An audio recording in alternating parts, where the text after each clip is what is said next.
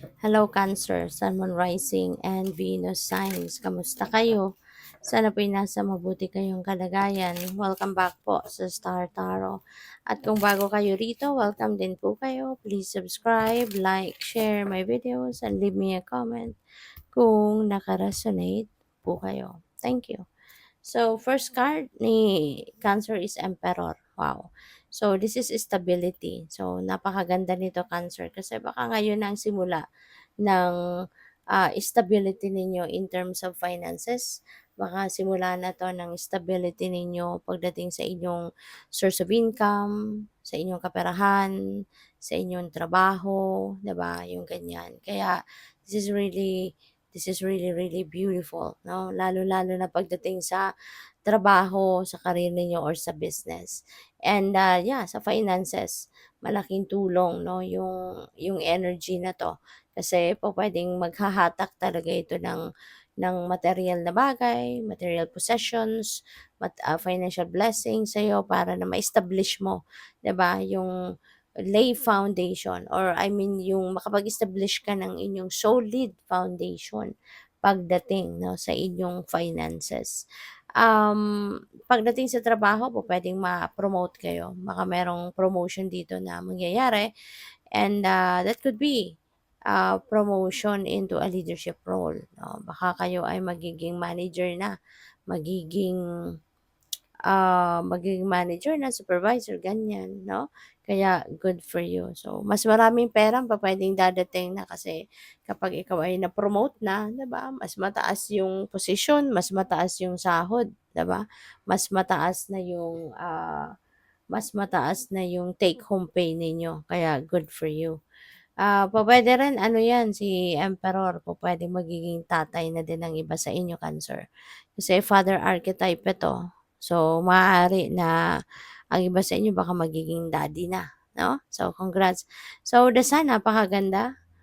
This is the most optimistic, uplifting energy kaya magiging masaya ka, magiging excited ka, magiging high vibe ka, 'di ba, yung ganyan. Kaya, napakaganda nito. This is also about success, 'no, yung success na 'to na pupuwedeng dumating sa'yo. Hindi lang ito success sa trabaho, hindi lang ito success sa mga ginagawa ninyo, negosyo, mga ganyan, sa career, kundi even doon sa mga kinakaharap ninyong problema. 'No, maaaring magkakaroon din kayo ng tagumpay sa pagharap, 'di ba, sa hamon ng buhay at kung mayroon man kayong mga personal problems, mga ganyan, 'yan ay mapagtatagumpayan ninyo, okay. Kaya good for you and, yeah, so merong perang dadating, merong kayamanan 'no, na puwedeng dumating sa inyo kaya good for you. So, we have 10 of swords, right? So, si 10 of swords naman, this is ending and beginning, okay. So, magsisimula kayo dito ng bagong ganap. Meron ditong bagong buhay na gagawin kayo. You are moving on from any situation na pinagdaanan ninyong difficult na difficult situation ito kasi dati yung itim na 'to buo 'yan, itim.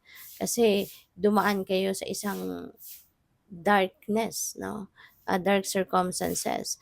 But now, ayan umaangat na yung darkness, umaangat na yung sitwasyon ninyo, yung problema ninyo kumbaga unti-unting naiisip niyo na kung ano yung dapat ninyong gawin, naiisip niyo na it's about time na for you to to move on, from your life, mga ganyan. Kaya umaangat na siya, unti-unti na kayo nagiging optimistic, unti-unti na kayong binabalot ng positive energy, kaya yung araw 'no, lumabas na, yung dagat lumabas na, 'di ba? So, unti-unti papunta na kayo sa ginhawa, unti-unti papunta na kayo sa pagresolba 'no, ng problemang ito. And, mabigat 'no, mabigat ang pinagdaanan ninyo dito, naloko kayo diyan, tingnan mo. This is backstabbed energy, nasa likod lahat ang tusok. So, naloko kayo diyan in the past, baka na-scam kayo, pupuwedeng sa relationship 'yan, naloko kayo. So, depende sa inyong sitwasyon, but you are moving on from that, so which is good. So, by the way, maraming salamat for subscribing, and if you haven't subscribed yet, subscribe na kayo. And also, maraming salamat din for not skipping the ads. Malaking bagay po yan sa akin. Thank you. And also, please click the join button sa baba ng video kung gusto po ninyo na mag-join sa membership. Okay? So, we have the Ringmaster of Scrutiny, Discernment, their vision details. And so, siguro meron kayong parang nakikita ko dito si Magician Energy sa tarot. Maaari ngayon nare-realize mo na nakikita mo na dito yung liwanag, nakikita mo na dito yung tama mong gawin. Maybe you are getting the clarity of thought, kaya alam mo yun, nagkakaroon ka na ngayon ng malinaw na direksyon. So, gusto mo nang gawin, simulan kung ano man yung mga bagay na gusto mong simulan. May mga bagay ka na gustong matupad or meron ka mga bagay na gusto mong um, may mga bagay na parang gusto mong isakatuparan. So, hindi ka na magpapatumpik-tumpik pa, hindi ka na magpapamamaya-maya na, but you are going to start taking action towards that. Kasi malinaw na din sa yung detalye, malinaw na, nagkaroon na kayo ng clarity na this is how I'm going to do this is how I'm going to navigate this path, no? Yung ganon. Kaya good for you. So we have Sisters of the Seasons, Cycles of Growth, Natural Law, Divine Order. So po pwede, no, na ang iba sa inyo dito nare-realize na din ninyo.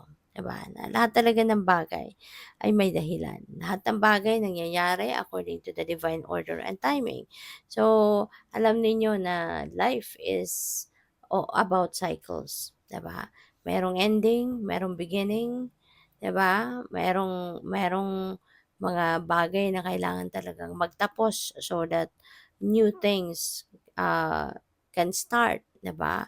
So feeling ko meron kayong mga realizations about that, no? Sa ngayon. So parang nag-grow na din kayo, no? As a person, mas naiintindihan nyo na ngayon ang human psyche, mas naiintindihan mo na ngayon yung ah, kalakaran ng buhay, kumbaga. So we have the winged wise one, angelic help and miraculous aid. So this is really beautiful, Cancer. There is angelic help coming in. Baka nagdadasal kayo sa inyong mga guardian angels, or maybe nagdadasal kayo kay God, and the divine is sending you your angels to the rescue sa kung ano man itong hinihingi mo, ano man itong tulong na kailangan mo.